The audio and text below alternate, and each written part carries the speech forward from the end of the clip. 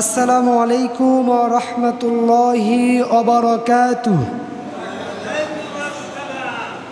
এবার ঠিক আছে। فقد قال الله تعالى في كلامه المجيد وفرقانه الحميد: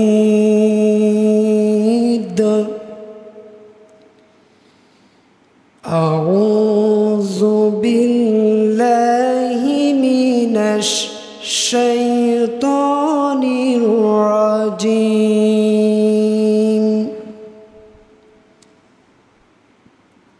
بسم الله الرحمن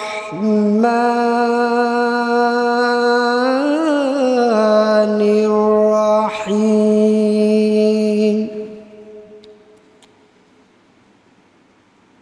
إن الله وملائكته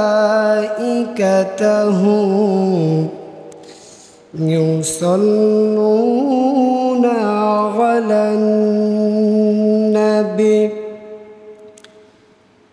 يا أيها الذين آمنوا صلوا عليه وسلموا تسليما.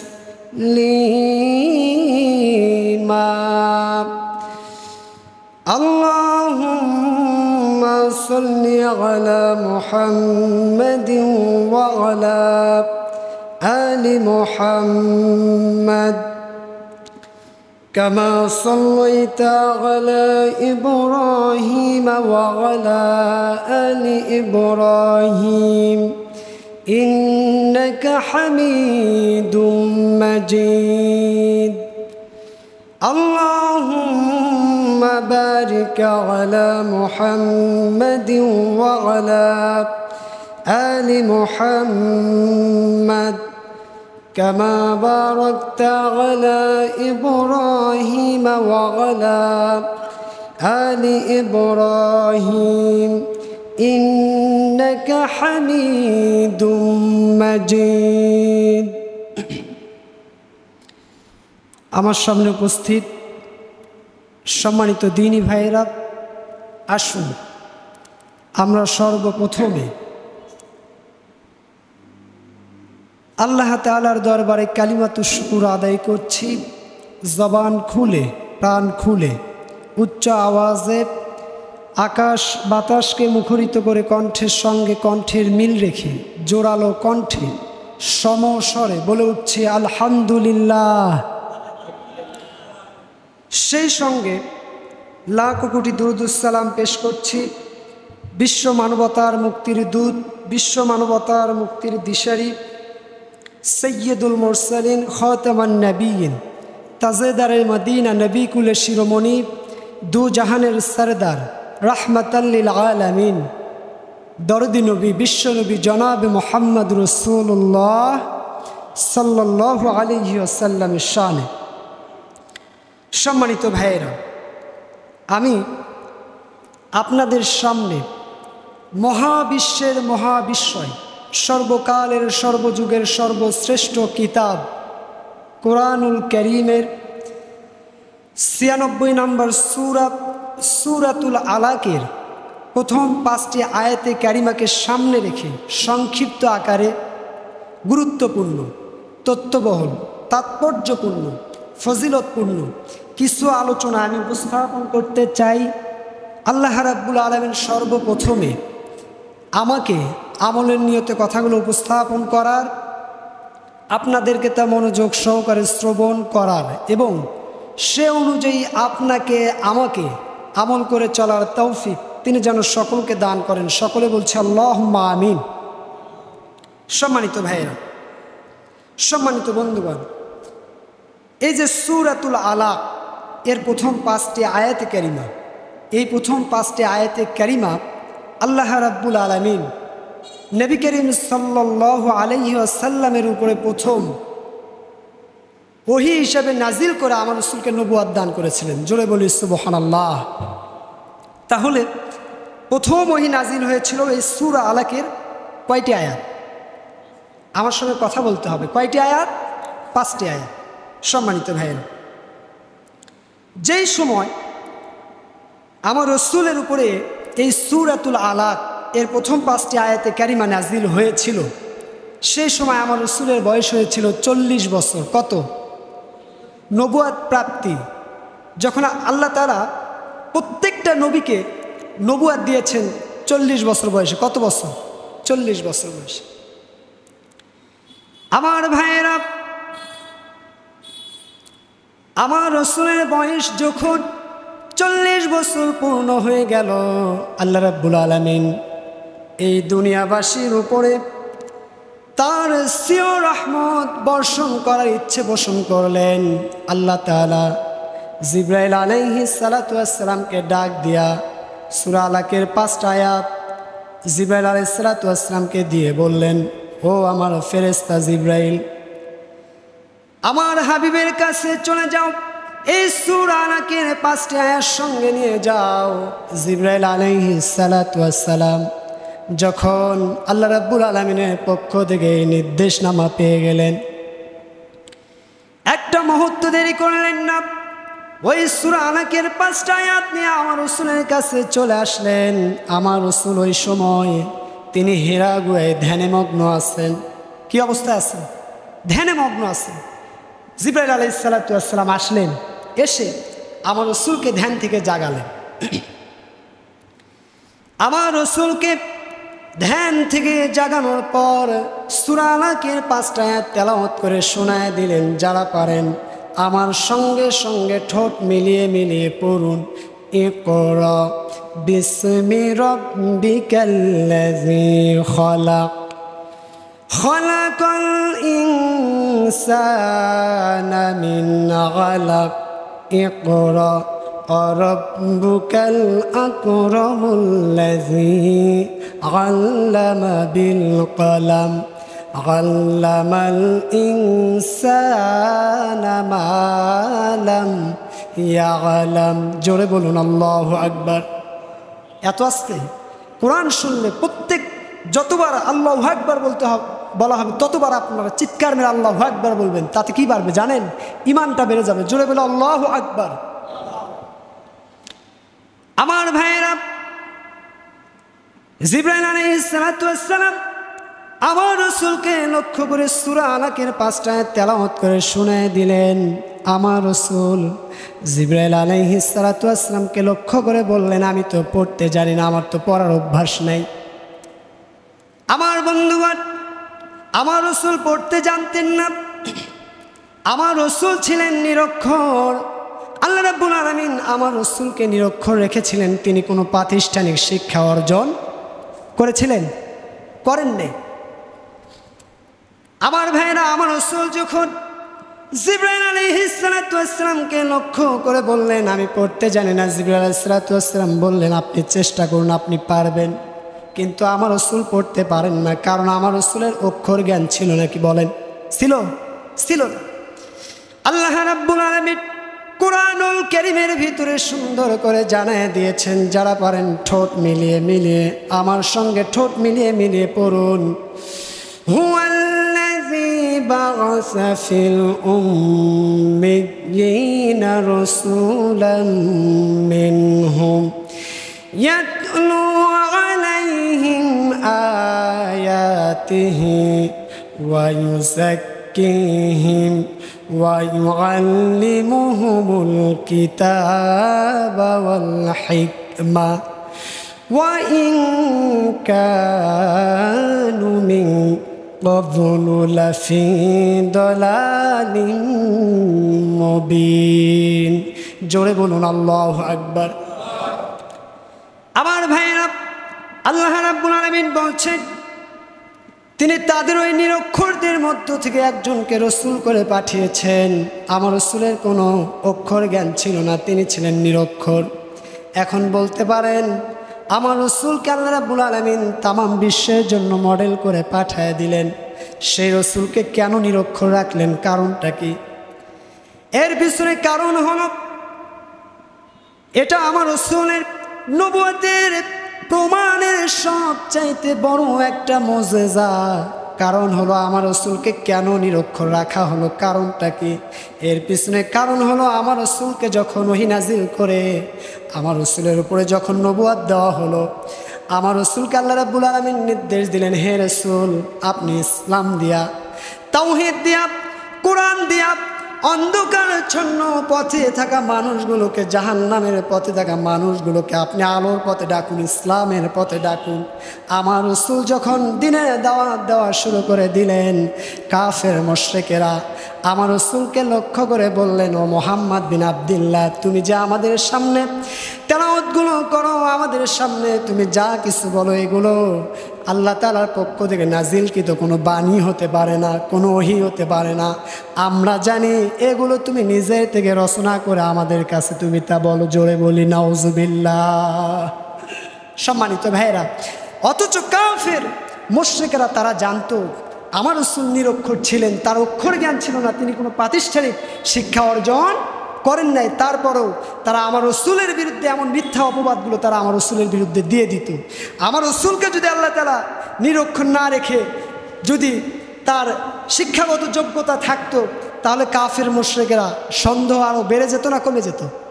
আসতে বলবে না, বেড়ে যেত না কমে যেত? বেড়ে যেত। আমার ভাইরা, এই জন্য আল্লাহ রাব্বুল আলামিন আমার রাসূলকে নিরক্ষর রেখেছিলেন।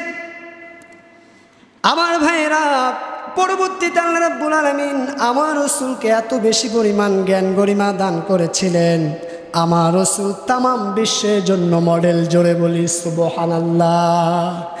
আমার রাসূলের জীবনীতে আমাদের জন্য আদর্শ আছে না নেই? কথা বলতে হবে, আছে না নেই? আল্লাহ রাব্বুল আলামিন কুরআনুল কারীমের ভিতরে সুন্দর করে জানায় দিয়েছেন, লাকাদ কানা লাকুম ফি রাসূলিল্লাহি উসওয়াতুন হাসানাহ লিমান কানা ইয়ারজুল্লাহা ওয়াল ইয়াউমিল আখির ওয়া যাকারাল্লাহা কাসীরা। জোরে বলুন আল্লাহু আকবার। আল্লাহ রাব্বুল আলামিন বলছেন, আমার রাসূলের জীবনীতে আমি আল্লাহ রাব্বুল আলামিন তোমাদের জন্য সর্বোত্তম আদর্শ রেখে দিয়েছি। আমার রাসূলকে ফলো করবা, সোজা জান্নাতে চলে যাবা। জোরে বলি সুবহানাল্লাহ। সেই রাসূলকে ফলো করার দরকার আছে না নেই? সেই রাসূলের আদর্শ অনুসরণ করার দরকার আছে না নেই? আমার ভাইয়েরা, আমার বন্ধুগণ, তাহলে যে আল্লাহ রাব্বুল আলামিন আমার রাসূলের জীবনীতে সর্বোত্তম আদর্শ রেখে দিলেন, সে আল্লাহ রাব্বুল আলামিন আমার রাসূলের উপরে ওহী নাজিল করে জানায় দিলেন, ইকরা বিসমি রব্বিকাল্লাযী খলাক। হে রাসূল, আপনি পড়ুন আপনার সেই রবের নামে যিনি সৃষ্টি করেছেন। কি করেছেন? যিনি সৃষ্টি করেছেন। কি সৃষ্টি করেছেন? যিনি মহাবিশ্বের সমস্ত কিছু সৃষ্টি করেছেন। চন্দ্র, সূর্য, গ্রহ, তারকারাজি যা কিছু আছে কে সৃষ্টি করেছেন বলেন? চিৎকার মেরে বলা লাগবে, কে সৃষ্টি করেছেন বলেন? আরো আওয়াজ দিয়ে বলি, কে? আল্লাহর নামটা নিব ছোট করে না বড় করে? ছোট করে না বড় করে? বড় করে নিতে হবে। কৃপণতা করা যাবে না। যারা কৃপণতা করে এরা বখিল, এরা কৃপণতা। এই কৃপণতা করলে আপনার মনটা সংকীর্ণ হয়ে যাবে। আল্লাহর নামটা ছোট করে নেওয়া যাবে না। আল্লাহর নামটা নিতে হবে কি করে? বলি আল্লাহ। সম্মানিত ভাইয়ের, তাহলে সে আল্লাহ তাআলা জানায় দিলেন, হে রাসূল আপনি পড়ুন আপনার সেই রবের নামে যিনি সকল কিছু সৃষ্টি করেছেন, অতীব সুন্দর থেকে সুন্দর করে যিনি সৃষ্টি করেছেন। জোরে বলি সুবহানাল্লাহ।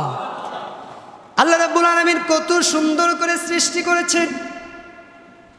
আল্লাহর সৃষ্টির মধ্য থেকে বান্দা বান্দি কোনো খুঁত খুঁজে বের করতে পারবে নাকি বলেন?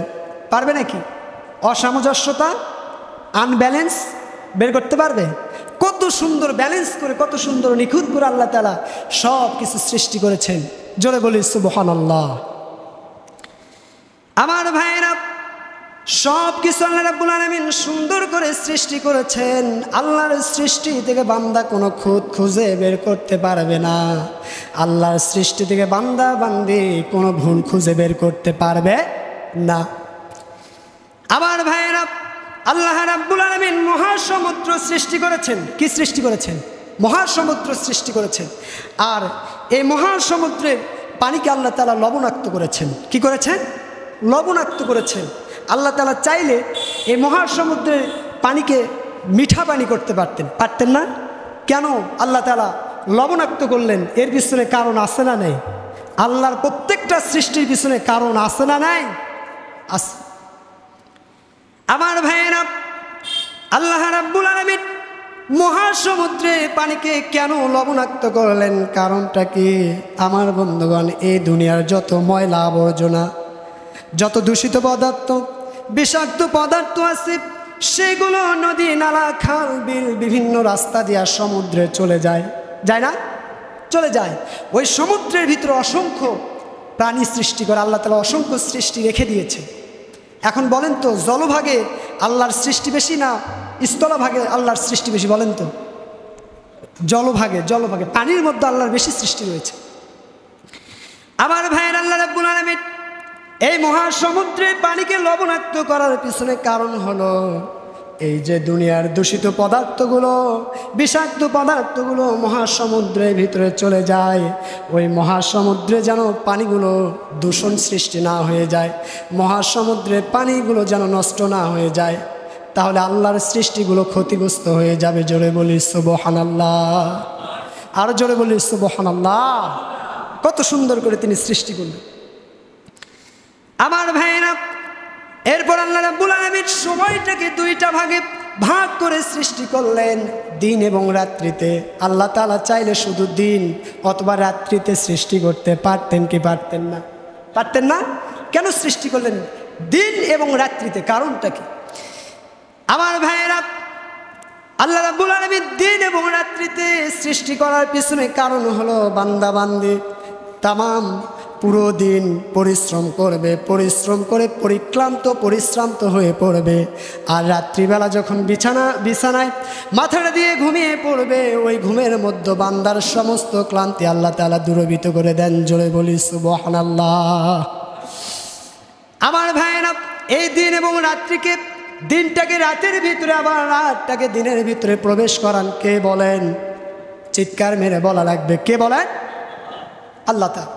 আল্লাহ রাব্বুল আলামিন কুরআনুল কারীমের ভিতরে সুন্দর করে জানায় দিয়েছেন, তুলিজুল লাইলা ফিন নাহার ওয়া তুলিজুন নাহারা ফিল লাইল ওয়া তুখরিজুল হাইয়া মিনাল মাইয়িতি ওয়া তুখরিজুল মাইয়াতা মিনাল হাইয়্যি ওয়া তারযুকু মান তাশাউ বিগাইরি হিসাব।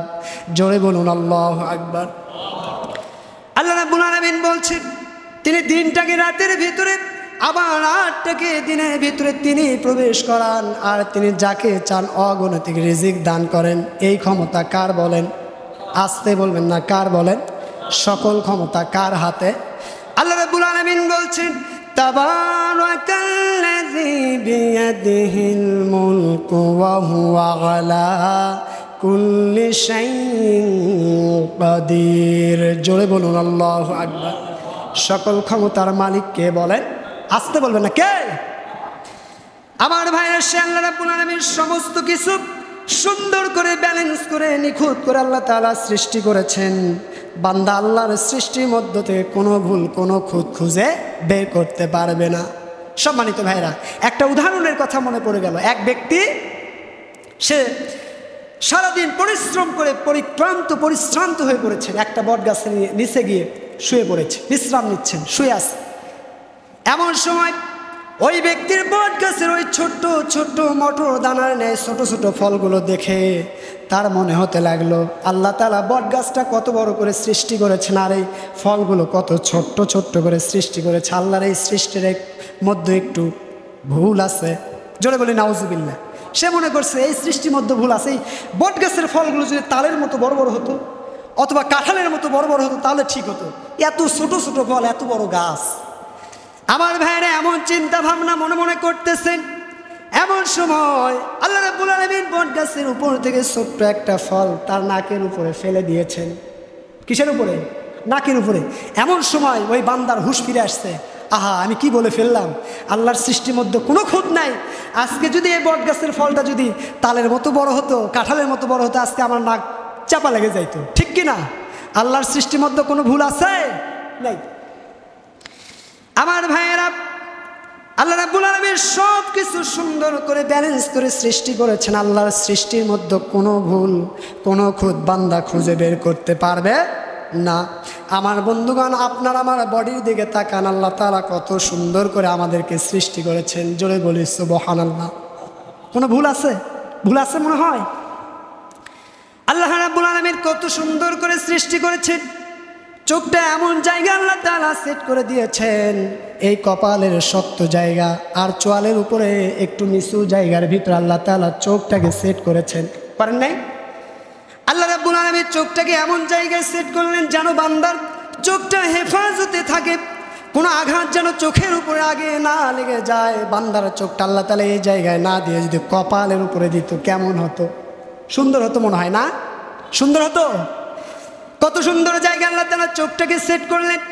আর সেই চোখের ভিতরে আল্লাহ তাআলা অসংখ্য পর্দা রেখে দিলেন। বান্দার চোখ অসুস্থ হয়ে পড়বে, চিকিৎসার মাধ্যমে বান্দা আবার সুস্থ হয়ে যেতে পারবে। জোরে বলি সুবহানাল্লাহ। আমার ভাইয়েরা, শুধু কি তাই, আল্লাহ রাব্বুল আলামিন চোখের ভিতরে পানি রেখে দিয়েছেন। কি রেখে দিয়েছেন? পানি। আল্লাহ তাআলা চোখের মধ্যে অ্যান্টিব্যাকটেরিয়াল শ্লেষ্মাযুক্ত এক ধরনের পানি রেখে দিয়েছেন। কেন পানি রেখে দিলেন? কারণটা কি? আল্লাহর প্রত্যেকটা সৃষ্টির করার পিছনে একটা করে কারণ আছে না নেই? আওয়াজ দিয়ে বলা রাখবা, আছে না নাই? সম্মানিত ভাইরা, সেই কারণ হলো এই যে চোখের পিছনে যে পানি আল্লাহ তাআলা রেখে দিয়েছেন, বান্দা দুনিয়াতে চলাফেরা করতে গিয়ে বিভিন্ন ধুলা বালু, বিভিন্ন ময়লা আবর্জনা চোখের ভিতরে এসে জাম সৃষ্টি করতে পারে। যার কারণে আল্লাহ তাআলা পানি রেখে দিয়েছেন। ধুলা বালু দেখবেন চোখের ভিতরে চলে আসলে চোখ থেকে পানি বের হয়ে যায় অটোমেটিক, ঠিক কিনা? কেন আল্লাহ তাআলা রেখে দিলেন? এই পানিটা হলো অ্যান্টিব্যাকটেরিয়াল জাতীয় এক ধরনের পানি, যেন আপনার চোখ থেকে আল্লাহ তাআলা হেফাজত করতে পারেন। জোরে বলি সুবহানাল্লাহ। আমার আল্লাহর দয়া কম না বেশি? আমার আল্লাহর দয়া তো অনেক বেশি। তিনি তো রহমান। আল্লাহ রাব্বুল আলামিন কোরআনুল কারীমের ভিতরে সুন্দর করে জানায় দিয়েছেন, আর রহমান আল্লামাল কোরআন খালাকাল ইনসান আল্লামাহুল বায়ান। জোরে বলুন আল্লাহু আকবার। রহমানকে বলেন? রহমানকে? রাহিমকে?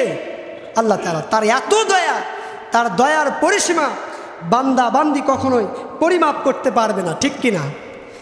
আমার ভাইরা, আমার আল্লাহর দয়া কত বেশি। আল্লাহ রাব্বুল আলামিন 100 ভাগ ভালোবাসার মধ্য থেকে এক ভাগ ভালোবাসা অসংখ্য মাখলুক রয়েছে। সমস্ত মাখলুকের মধ্যে আল্লাহ তাআলা এই ভালোবাসা ছড়ায় ছিটায় দিয়েছেন। এই এক ভাগ ভালোবাসার কারণে পিতামাতার সন্তানকে এত মহাব্বত করে, এত ভালোবাসে। এই এক ভাগ ভালোবাসার কারণে পিতামাতা তার সন্তানকে এত ভালোবাসে, এত মহাব্বত করে। স্বামী তার স্ত্রীকে, স্ত্রী তার স্বামীকে এত মহাব্বত করে, এত ভালোবাসে। আল্লাহ রাব্বুল আলামিন বলছে, ও বান্দা বান্দি, আমি আল্লাহ তাআলা আমার কাছে 99 ভাগ ভালোবাসা রেখে দিয়েছি। তাহলে আমি আল্লাহ তাআলা তোমাকে কত ভালোবাসি, কত মহাব্বত করি। জোরে বলি সুবহানাল্লাহ। আমার ভাইয়েরা, আমার বন্ধুগণ, আল্লাহ রাব্বুল আলামিন সমস্ত কিছু সুন্দর করে নিখুঁত করে আল্লাহ তাআলা সৃষ্টি করেছেন। আমার বন্ধুগণ, আমার ভাইরা, আল্লাহ রাব্বুল আলামিন এই যে দেখেন মুখ, নাক, চোখ, এরপরে কান, এগুলো কত সুন্দর করে যেই জায়গায় যেইটা প্রয়োজন সেই জায়গা আল্লাহ তাআলা দিয়ে কত সুন্দর করে আমাদেরকে তৈরি করেছেন। আমার ভাইরা, এই মুখ দিয়েছেন খাবারের জন্য, নাক দিয়েছেন অক্সিজেন সরবরাহ করার জন্য। আমার বন্ধুগণ, এখন বলেন মুখের খাবার আগে প্রয়োজন না নাকের খাবার আগে প্রয়োজন? কিসের খাবার? মুখের না নাকের? নাকের খাবার আগে প্রয়োজন। আমরা নাক দিয়ে যেটা নেই এটা হলো অক্সিজেন। কি? অক্সিজেন। আর নাক দিয়ে আমরা যেটা ছেড়ে দেই এটা হলো কার্বন ডাই অক্সাইড। কি? Carbon die oxide. এটা কার্বন ডাই অক্সাইড হলো বিষ। আমরা কার্বন ডাই অক্সাইড ছেড়ে দিই। আল্লাহ তাআলা এই যে কার্বন ডাই অক্সাইড, আমরা যে এত বিষ ছেড়ে দিচ্ছি, আমাদের পরিবেশ তো বিষাক্ত হয়ে যাওয়ার কথা, ঠিক কি না? যাওয়ার কথা না? তাহলে এই বিষগুলো যাচ্ছে কোথায়? আল্লাহ তাআলা পৃথিবীর মাঝে অসংখ্য গাছ রেখে দিয়েছেন। এই গাছ কার্বন ডাই অক্সাইড নিয়ে নেয় আর বান্দার জন্য সুন্দর পরিবেশের অক্সিজেন গাছ থেকে সরবরাহ করে বান্দা করতে পারে। জোরে বলি সুবহানাল্লাহ। আমার ভাইরা কত সুন্দর করে আল্লাহ রাব্বুল আলামিন সৃষ্টি করেছেন। আল্লাহর সৃষ্টির মধ্য থেকে বান্দা বান্দি কোনো ভুল খুঁজে বের করতে পারবে না। আমার বন্ধুগণ, আল্লাহ তাআলা বান্দা বান্দিকে 2টা কিডনি দিয়েছেন। কয়টা কিডনি? 2টা কিডনি। আল্লাহ তাআলা তো চাইলে একটাও কিডনি দিতে পারতেন না? কেন 2টা কিডনি দিলেন? কোনো কারণে যদি বান্দার একটা কিডনি ড্যামেজ হয়ে যায়, বান্দা আর একটা কিডনি দিয়ে চলতে পারবে। জোরে বলি সুবহানাল্লাহ। আমার ভাইরা, কিডনির কাজ কি? কিডনির কাজ হলো আপনার শরীরের ভিতরে যে রক্ত আছে, এই রক্তের ভিতরে যত দূষিত পদার্থ আছে, এই পদার্থগুলো নেফ্রনের মাধ্যমে, কিডনির নেফ্রন আছে, কি আছে? কিডনির নেফ্রন আছে, ছাকনি আছে। এই ছাকনির মাধ্যমে আপনার শরীরের দূষিত পদার্থগুলোকে সেকে প্রস্রাবের মাধ্যমে কিডনি বের করে দেয়। জোরে বলি সুবহানাল্লাহ।